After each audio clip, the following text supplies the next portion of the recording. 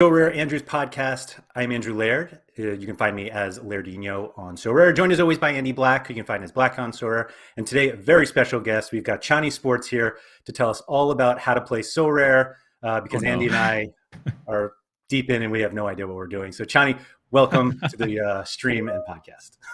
I'm glad to be here. I've already gone through the entire catalog of you guys, so excited to be here now. That's impressive. I'll say that. Thank you to everybody who's already joined in the chat.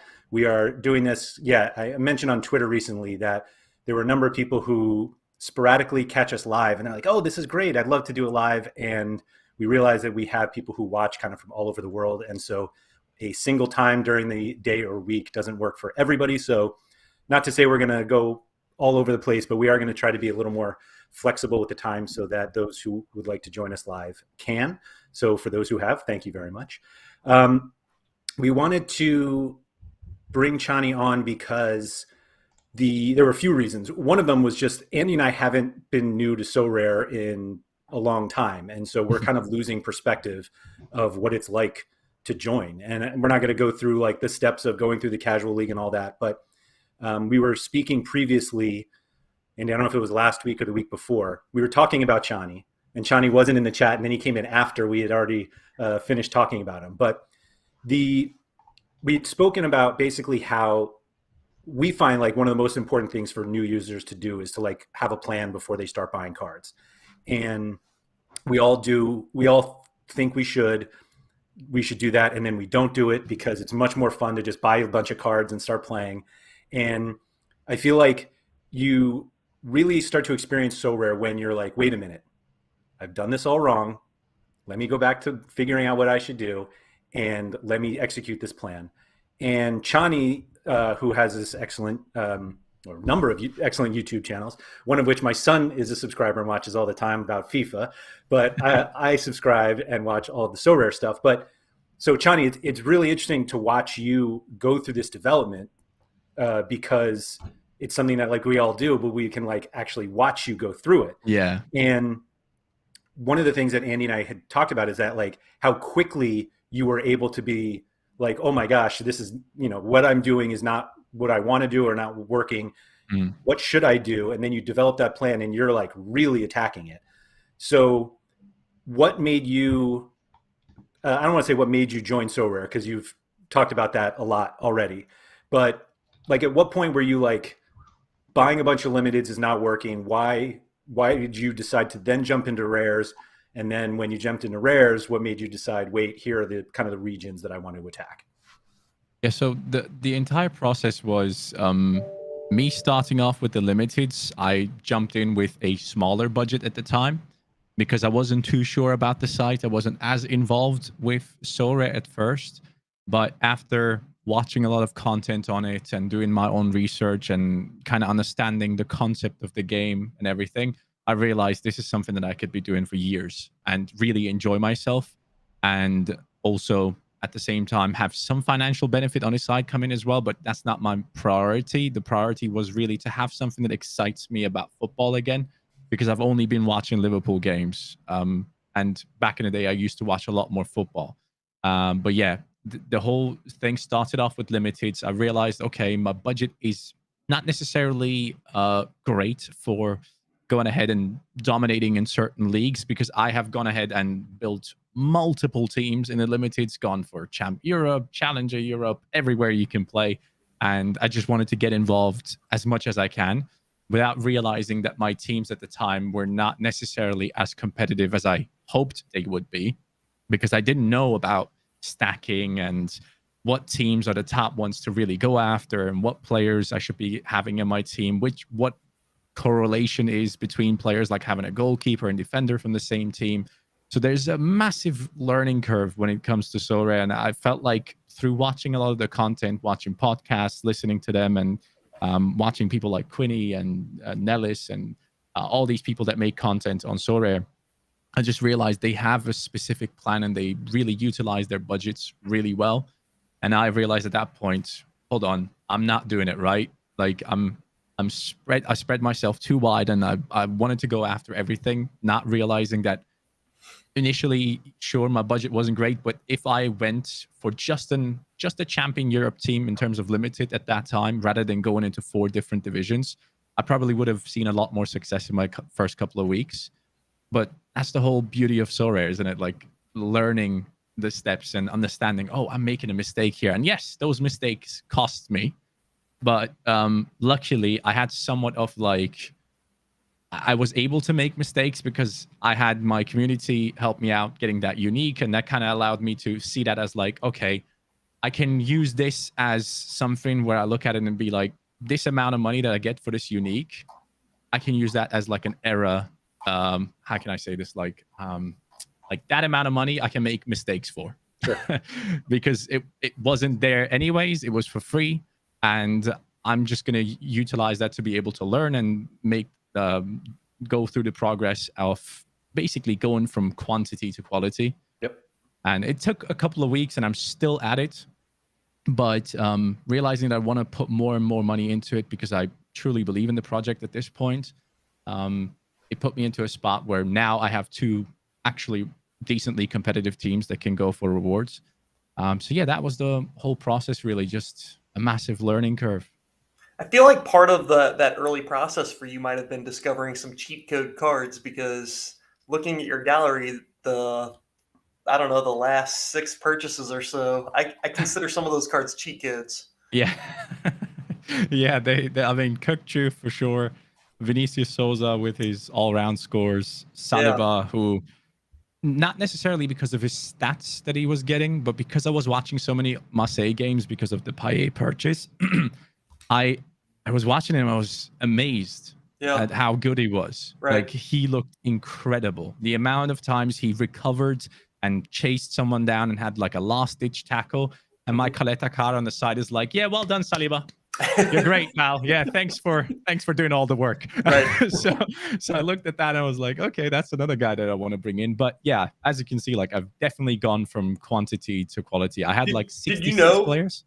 Did you know who Souza or Koku was before coming on to Sorare? Kukchu, yes, because of FIFA. Like, I base my FIFA content around young wonder kids all the time, like young talents. That's all I do. So talented players in some of the top leagues I know, but certain players that I've purchased, like Vinicius Souza or Hilgers or even Matondo, I didn't necessarily know about these people. Okay. So that is another, like, I now look at them in FIFA and be like, oh, let me see how good he is actually on FIFA as well. So it goes both ways. Are you familiar with Yuma Obata at all? No. No. No, not at all. Who is that? It's Yuma's a very inside joke, but he apparently is highly rated on SoFIFA and is a goalkeeper in, is he J2 now? I think he's in J2. Yeah. J2. We have a friend named Jimmer who's all about Yuma Obata. So one day when he rises, he's going to come down and tell us. Remember that name. I told you so. Yeah, but here it is. Yeah. So you were saying that you would spread yourself too thin on limiteds, but instead of consolidating in limiteds, where you could have just sold everything and said, all right, let me just get Messi, Neymar, Verratti, whoever. What made you decide to actually step up to go to Rare? The main thing was definitely the threshold at first, as I saw that. Now, I was aware that apparently they promised the progress bar in April or whatever it was. I'm not too sure. But as it stands, with the ETH price kind of being way lower than it was at one point, I thought maybe they'll keep this going for a little while until ETH probably skyrockets again, and then they'll probably drop it. That's how I probably see it happen, which will be the catalyst for it to finally come in. But the threshold grind was the main part that excited me at first to jump in. But then also realizing that due to the fact that not everyone can afford these rare players, and most of the users are probably limited, I personally saw this as an opportunity to say, all right, if I'm actually willing to invest into this and really go after it, this is the place for me, because I don't necessarily have enough to go all in into super rares and actually buy some of the top players. It's just not possible at this stage. So I thought rare is perfect for me to get involved and to be able to pick up players like Kukchu, because as super rares, I guess he is probably valued at my entire gallery value. So yeah. So one of the things that I think is very different that you did is that you really focused on the game when you came in, Mm. and or maybe you didn't, but just quickly adjusted. But it seems like a lot of people, particularly those who come from FIFA, have more of a trading mentality. I'm going to buy this Mm. guy because I think he's going to be more expensive. Did you have any thought of just like trading cards as opposed to playing SO5? Not necessarily, no. I know there's a couple of people that do it now. I think Flair FIFA is one of like the biggest traders when it comes to FIFA itself. And then he now jumped across to Sorare, and he's had a lot of success on Sorare. Like his knowledge of flipping cards on FIFA to flipping cards on Limited has translated really well. Because you have great data points due to Sorare data, obviously. So you can actually do some proper research Mm-hmm. and find out, okay, this guy's actually undervalued. And just like you said, like having that knowledge of some of the smaller leagues, for example, like the K League, and knowing that certain players are actually set starters now because someone has left the club or something like that. Like there's a lot of opportunity to use a small budget to work yourselves towards a bigger budget. So the trading aspect wasn't necessarily something I thought about, but I definitely thought about the longevity of certain players. Like one of my biggest purchase at first was Musiala because I'm a Bayern fan, and I thought, man, I really want to have this kid. And then my wife, as I was looking at it, came in and said, I want to give you the half of it. And I was like, all right, let's get Musiala then, because he has longevity. He's a German national, and he plays for the biggest team in Germany. And I thought, in a year's time, the graph that I see now for him that went from like, I don't know, 500 euros to 4K, it's going to probably be exactly like that when I look back in 2 years' time, where he's going to be worth a lot more because a lot more users are going to come in and play the rare division. So I thought, hey, longevity wise, this would be a good trade, right? If I wanted to realize that profit at some time. But trading generally wasn't really a thought that I came in with. How long did that Musiala card last in your gallery? Oh, I don't know. Maybe around a month actually. Yeah. It's a long-term hold. Yeah, great now, hold. did you get to keep the proceeds that your wife provided you, or did you have to give those back? No, she actually, we talked about it, and I told her that he caught COVID. And she was like, what's going to happen now? What are we going to do? And I was like, I can maybe try and do a swap deal to cut my losses and, just get someone that's going to get me rewards possibly. So he was involved into I think it was the Kukçu deal, if I'm not mistaken. Okay. So yeah, I think it was a decent trade at the end of it, because my gallery right now is at a stage now where if I actually hit a good under 23 rare, it's a substantial amount of my gallery's worth. Yeah. So I thought this investment is going to be worth it, and I'm just going to cut my losses on Musiala. So are you playing right now? You're probably playing Champion Europe and U23. Yes, those are the two, and I'm trying to like build up backups for those two teams that then fit into All-Star Rare, so I can like swap in between them. It does look like a lot of your Champion Europe players are actually kind of crossover. Like Saliba can play Champ Europe or U23. Yeah. Same with Diaby. Who else? Tamori. Mm-hmm. Yeah. That's something I looked at. Like, I know a lot of people say it's kind of a waste to use under 23s in different divisions, and I totally see that point.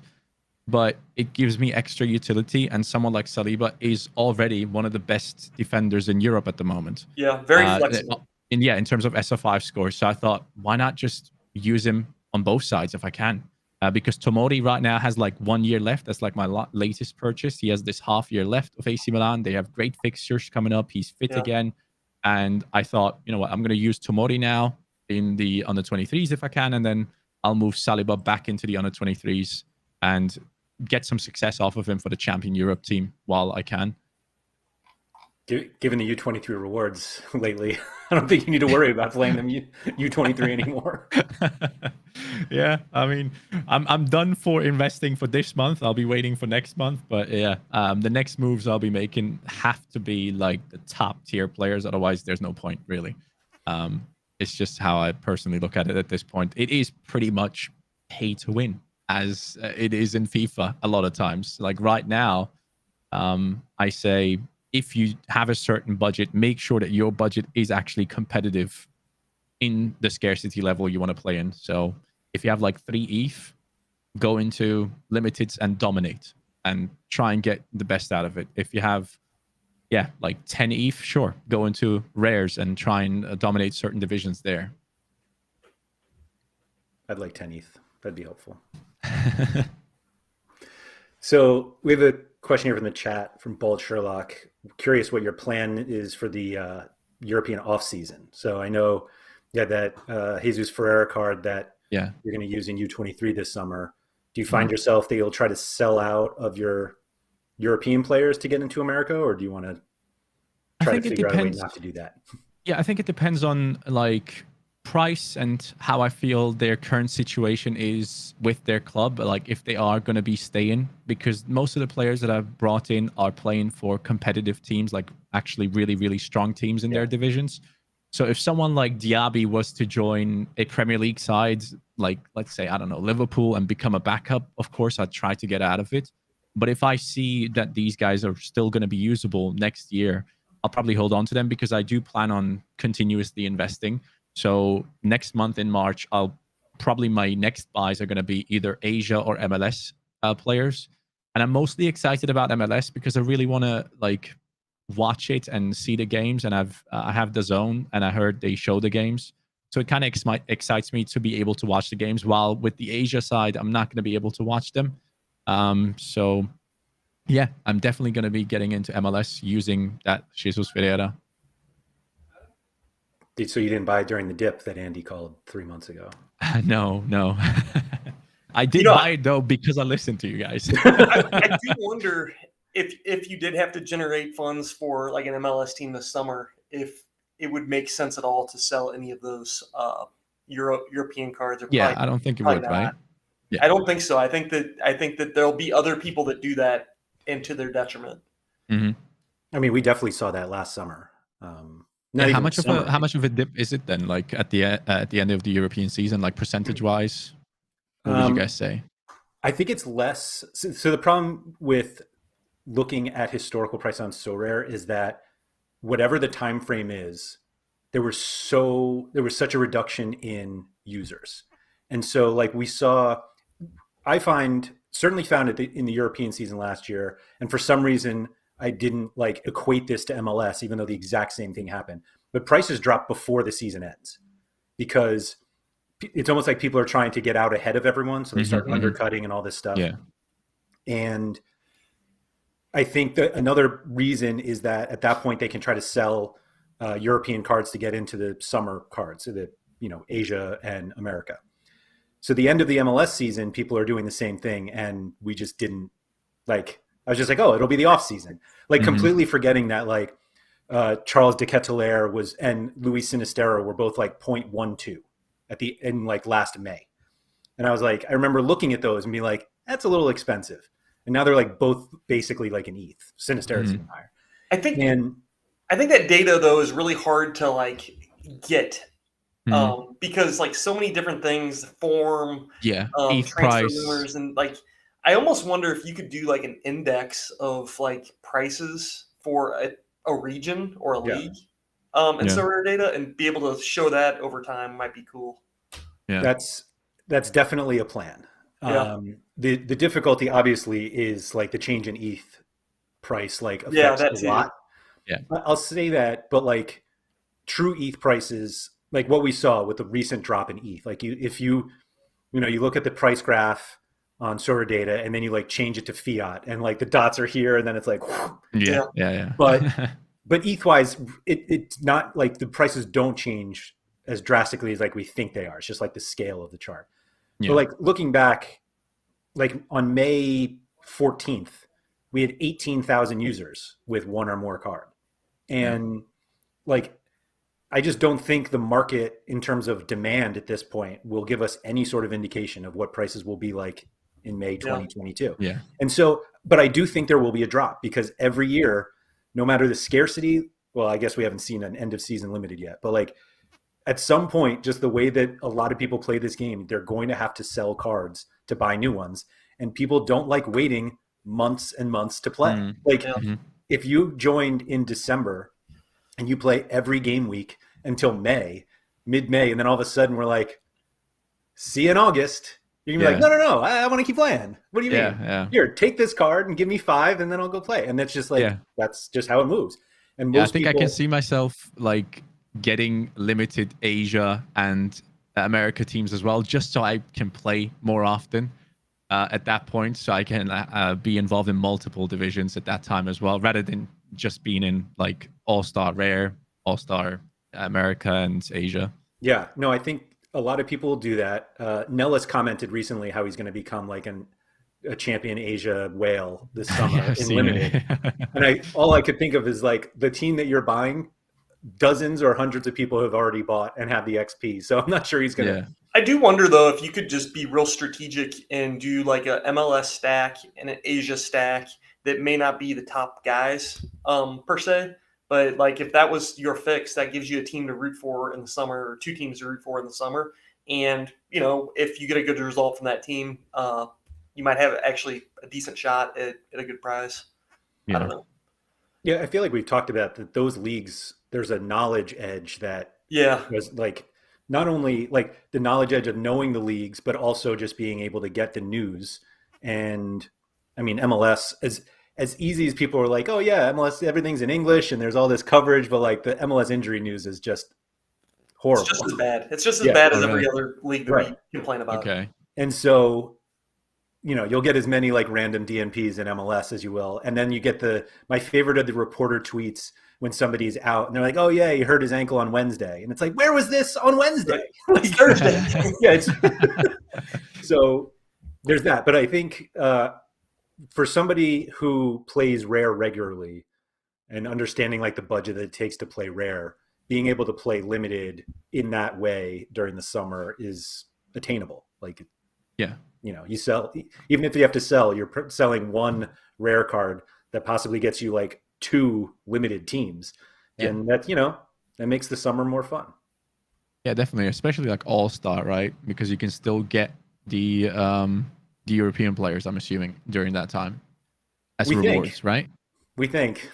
Have you not gone through that already last summer? Well, last summer they didn't do that. They only did so like during July, it was only MLS or only America and Asia cards in the All-Star prize pool.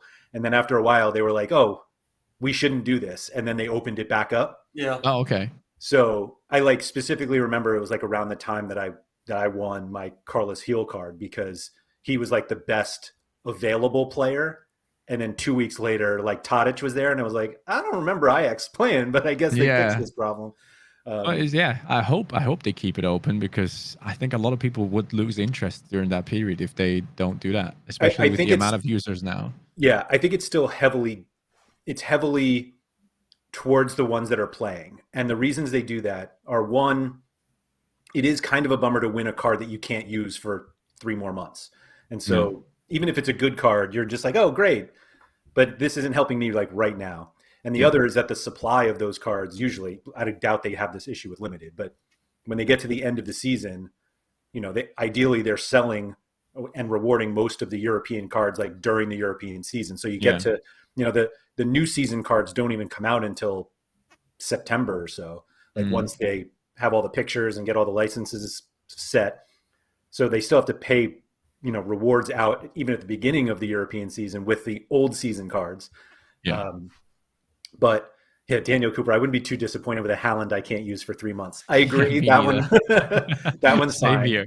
Yeah. Please. But, but the Dennis Suarez card that you can't use for 3 months, you're not quite as excited about. So yeah, I assume so. And you're going to have trouble getting rid of it as well during that time. Yeah, exactly. But that's when we pounce. That's when you buy the European cards. So yeah, that makes sense. It just comes down to like if we have another like 20,000 people join until that point, like at some point there will be a time where there's too many users for the low amount of items that we have in the higher divisions. So I wonder how that is going to be affecting it, if it's just constantly going up in terms of price because people want to compete in those divisions for the bigger rewards. But yeah, I just wonder how they're going to deal with that, if they're ever going to introduce anything that's going to be a tier lower than limited. Like, what are they going to do if there's 1 million users? Eventually they'll have to. We'll have green cards or something. Yeah, something has to happen at some point. I mean, I think they do at some point. They do a 1 of 10,000. Yeah. Part of it is that the prices of rare cards, or excuse me, prices of limited cards now are basically the prices of rare cards. Wait, did I say that right? Yeah. Price of Yeah, limited yeah. cards now are basically what rares were Mm. a year ago. Yeah. Maybe not even a year. And I think what they wanted to accomplish with with limited cards just hasn't happened. Like the prices are still too high. Like I think the goal is like, yes, you can play this game for $50, and an extra scarcity needs to exist for that to happen. Mm. And if that happens, all of us sitting on rare cards are going to just feel great, because while not everybody who's buying whatever the 1 of 10,000 is, not all of those people will be able to buy 1 of the thousands, and not all the 1 of the thousands can buy 1 of a hundreds. But there will be plenty of people who join and buy the 1 of 10,000s, and they're like, I think this is awesome. I'm going to spend a lot more money. And they skip limited and they go to rare. And then everybody who has the rare cards just, is sitting there with cards that are much more expensive. Yeah, totally agree. That's the hope, at least. But yeah, Yeah. just the demand wise, the plan of 1 million users, and obviously just because they want 1 million users doesn't mean they're going to get 1 million users. Yeah. But you can't do it with this number of cards unless they find a way to make a majority of their cards have value, because at this point, a majority of the cards are effectively worthless. I imagine honestly that's a think, goal. Yeah. I honestly think that the reason why they don't have 1 million users yet is just the fact that people don't know it exists. Like, there's no advertisement, no nothing. And if they were to get the Premier League license and put a lot of money into advertising, I think the number of users would skyrocket immediately by hundreds of thousands, in my opinion, because I only know of Sorare because of Nep, because he told me at the time. If I knew something like this existed, I would have jumped into it immediately as a football fan, because this is much more exciting than Fantasy Premier League. Mm-hmm. Like, there's more than just bragging rights into it. Like, you actually feel like you have a certain connection to the players that you don't get otherwise. So me having that Saliba now, after watching him for a couple of games and being like, wow, this kid is actually sick, and then actually getting him into the club at the time, it just feels great. And it's not just about like, I want to make money on this. It's actually like the fun aspect. Watching the games, I have so much more emotion watching them now. So I think that's a feeling that every football fan that's really into it will have once they realize this actually exists. People don't know something like this is out there. So once they do their advertisements and get bigger licenses, I assume this platform has so much upside to it, and we're so early still. Do you think that the whole Ethereum thing makes it more difficult? I think so, but at this point, you can't go back. You have so many people invested into it already. You would have to make it up to them somehow. If you were to change it to a different way, like just euros or whatever, as like a stable coin or something like that being introduced. But yeah, I think it brings a whole nother aspect into Sorare for sure. Like, people that have crypto knowledge have an advantage, knowing that if they buy Ethereum now, at what point are they buying it now? Like at a 50% decrease from all-time highs.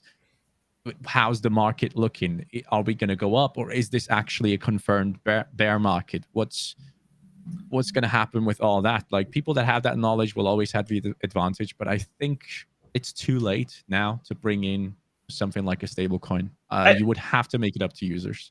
I think that someday we actually do see it, and I think that you'll be able to keep the money in your wallet one of two ways, either Ethereum or in a stable coin. And maybe they'll introduce multiple markets where you have a like fiat marketplace and a Ethereum marketplace where I can list a card for a set ETH price or a set fiat price. I like that though, like being able to separate the two markets, and then you can choose where you want to partake. Cool. That's good. That's a good way of not pissing off older users. Right. Yeah. So what I think is interesting though is that you seem pretty into Ethereum and Bitcoin, but your videos tend to reference prices in euros. Do you do that for yourself or for those who are watching? I think I'm doing it mainly for the people that are watching it. But I personally, when I do my analysis when it comes to like crypto, I do it in dollars because that's like the main currency that dictates everything. And that's more like accurate when it comes to looking at charts and stuff. I think But Andrew meant though, like when you're buying a card, huh? you purchase. You're like, I'm buying this for 500 Oh euros yeah, or five yeah, hundred yeah, yeah, dollars versus yeah, I'm yeah. buying it for 0.1 Yeah, Ethereum. that's I find for casuals coming in, it's important to make it easier for them to understand what type of money I'm buying these players for. If Yeah, I tell them 0.385 ETH, I just don't think they'll understand if they are not into crypto like I am. So I think it's just much easier to be able to go ahead and say, hey, this is how much I've actually spent on it. There you go.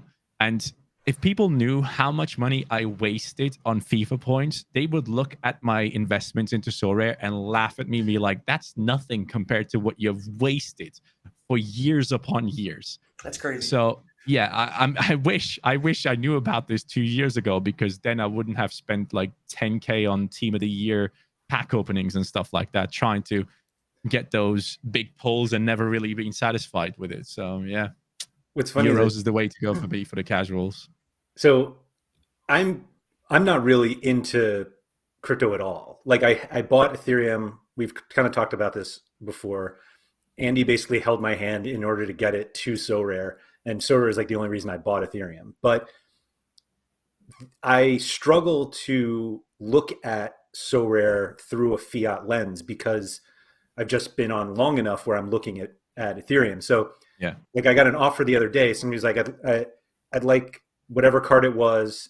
How is 450 euros? And my thought was like, I don't know what that is. Like I is that a good price? And so now I have to go to Sorare data. I have to change my currency settings. And I'm like, this is just awful. I can't believe people do this. But I think that there's like this, and I've said this before, I think there's this hidden thing with Sorare that if you're spending, you don't think about how much you're spending if you're spending Ethereum. Because like 0.3 ETH, you're just like, yeah, that seems fair. And then somebody's like, that's $900. And you're like, what? I'm not going to spend that. I always wonder how often like I sell a card to somebody and think, from my side, wow, I took him to the cleaners, but I got a good deal on that, right? And then he bought it at a price that he liked in fiat, and he's like, man, I really took him to the cleaners.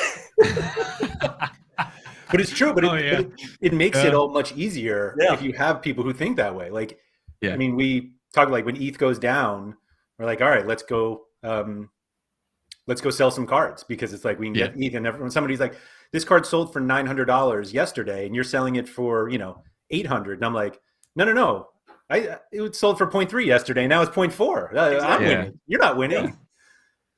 Yeah, that makes sense. Yeah, I mean, I think Quinny kind of summed this up really well in his video where he said, there is old ETH and there's new ETH. So like the older users definitely base a lot around like ETH themselves, and that's how they sell players. That's how they price them. That was but I think the new wave coming in is mainly going to be basing everything off of fiat, unless they watch content of these people that showcase, hey, this is the way to go, because this is how I've had my success and how I've constantly grown my ETH amount in the gallery. And one thing that I think is kind of underestimated as well is like, I think Sorare themselves want to push the fiat price more.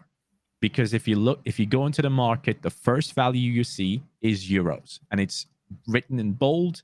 And then you have the ETH value smaller, and it's a little bit more in the background. So I think that's just a way of like making sure that the people come in are not scared of what they're getting into, because people might look at this and be like, what's this ETH thing? Like, how do I get involved? How do I do this? I've had plenty of people reach out to me and ask, like, how do you put money onto the platform? How do you withdraw it? Is this safe? Is it not safe? So when they see the euro values, I think it gives them some sort of safety that they feel at that moment in time. And I think Sorare wants to push that themselves to kind of let people know, yes, this is a crypto thing, but at the end of the day, you're putting money into it. Like it's euros that you're putting into it. Yeah, I forget who brought it up. It was on one of the podcasts or videos, but it was like the you're not really presented with needing to learn about Ethereum and cryptocurrency like as you play. Like you can go the Yeah. entire way. I mean, I've said it like I bought most of my early cards on a debit card. Like I didn't go buy Ethereum and then deposit it. Like I just bought it with a card, and my actual like interaction with Ethereum, the currency, just there was almost close to none. Hmm. And so it kind of just made it easier to play that way. Hmm. And yeah, I think a lot of people do that. Do you look at fiat when you sell, or do you not care? I think when I'm selling, I actually look at ETH. But it depends. Because right now I'm looking at ETH because I kind of look at the market and I think there's still some upside. So I think, okay, if I sell this for ETH now and hold on to it for 2 weeks, it's going to be worth more in terms of fiat, because then when I buy, I go by fiat. That's really weird. So when I sell, I go by ETH. This is something I just realized. When I sell, go by ETH, and when I buy, I go by fiat. So yeah, it's weird. But I don't buy players when the market is down. Like when ETH goes down, I don't buy. That's one lesson I already kind of learned there. Yeah, I think that's still something that people underestimate is yeah, if ETH is high, it's like the best time to buy cards if you've accumulated ETH. If you Right. haven't, then you're kind of stuck at that point.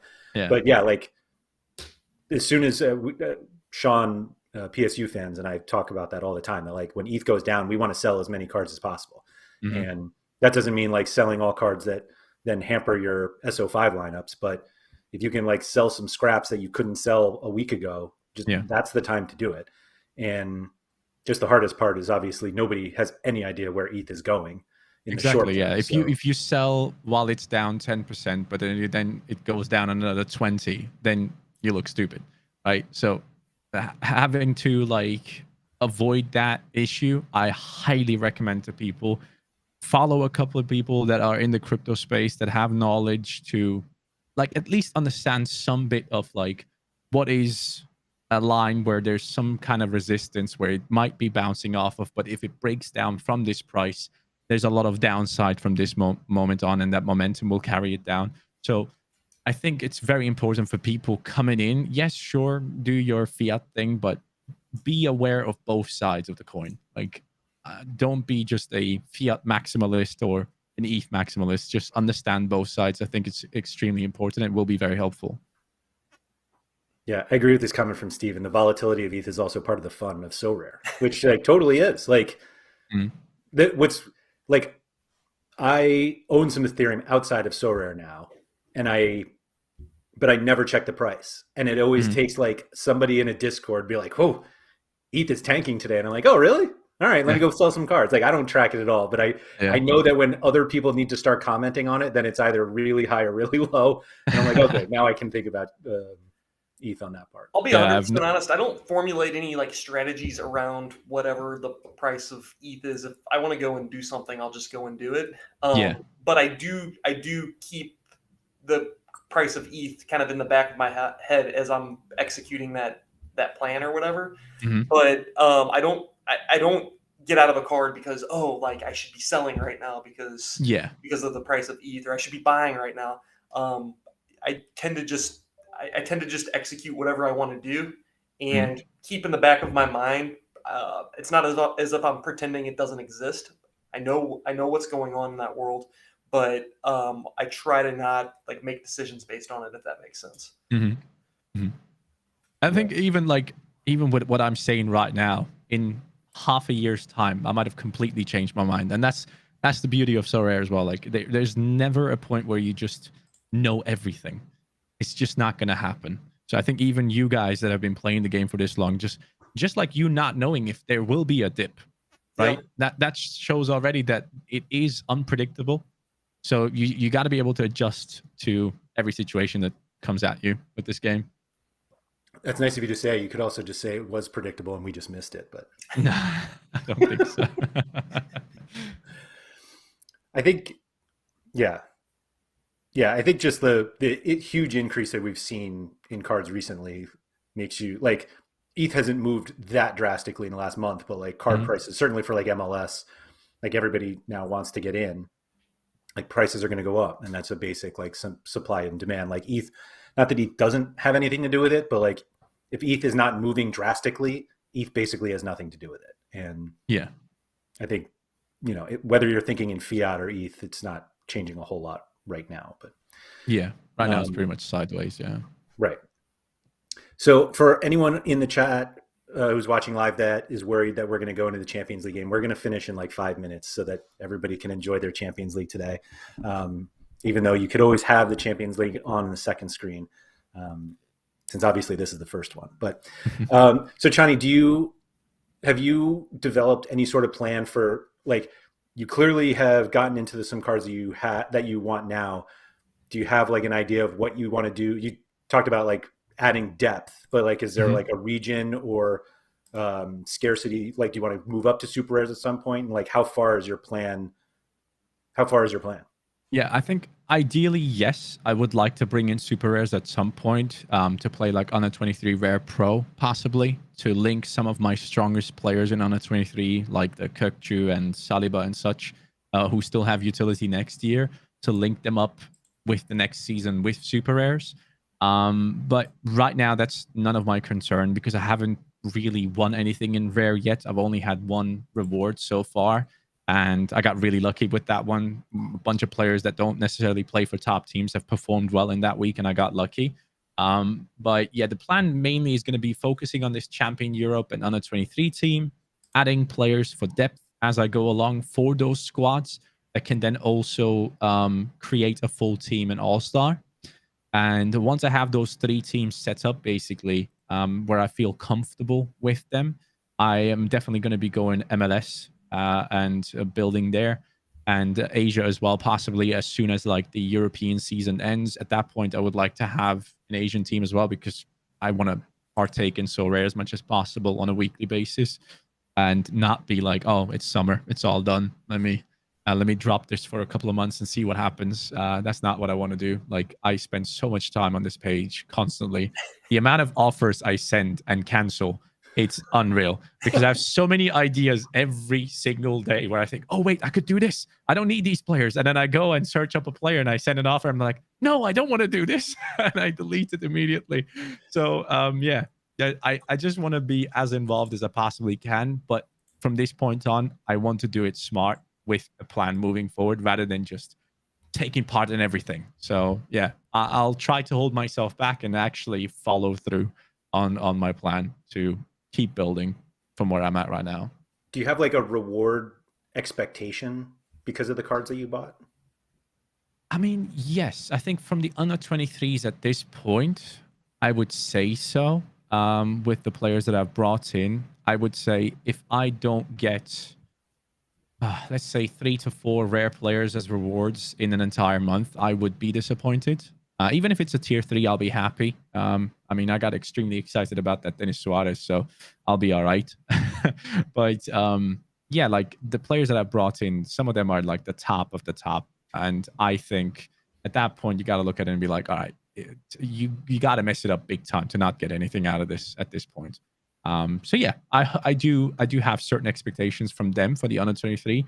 From Champ Europe, not so much yet. I am aware that I have top performers like Paye and Fabian Ruiz who have incredible scores a lot of times, but I'm still not there yet. I would ideally bring in like a top striker there as well. I was looking at the likes of Benzema and such, who was injured and was low on price as well. Didn't pick him up.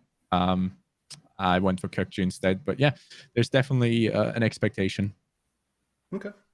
All right. So yeah, do you have some, Andy? No, I was looking at his forwards. So you have Diaby that you can use there, and you have Coman that you can use there. Exactly, yeah. They both are like, I mean, no, Coman is not under 23 anymore. He's just Champ Europe, and then Diaby is the main guy for the under 23 right now. All right. Work in progress. Yeah, still waiting. Yeah, I mean, next month. Coman's last 3 looks pretty great to me. It's just, that guy is so good. If he doesn't get injured, he will get those scores all the time. Like, every time I watch him, I'm amazed by his ability to get past people. He's ridiculous. I mean, he has so many trophies at his age. It's unreal. Yeah. Like, by the time he ends his career, he might just be the most decorated player. We'll see what happens. a good set of teams that he's already played for. Certainly, Yeah, right. Certainly helps. Yeah. All right. Well, everybody can go enjoy their Champions League now. For those who are catching the replay, I guess you already know what happened on the Champions League, but we're stopping now. So those who joined in the chat are able to watch. If you guys wouldn't mind just dropping a like below, that's greatly appreciated. Also, if you're listening to the audio version, if you could please rate and review it, feel free to subscribe wherever you're listening as well. That's helpful. Chani, thank you very much for joining us. Anybody who wants to catch Chani's stuff, you can find it. I think it's at Sorare Chani on YouTube. Yes. There's great stuff. It seems like he has a new video out every 20 or 25 seconds. But it's really, all of it's really good stuff, including one video he did today that I think he already has to update because of some improvements to some Sorare data stuff that came out. Looking forward to it. So, Chani, thank you for that, and we'll see you around. Yes. Take care, guys.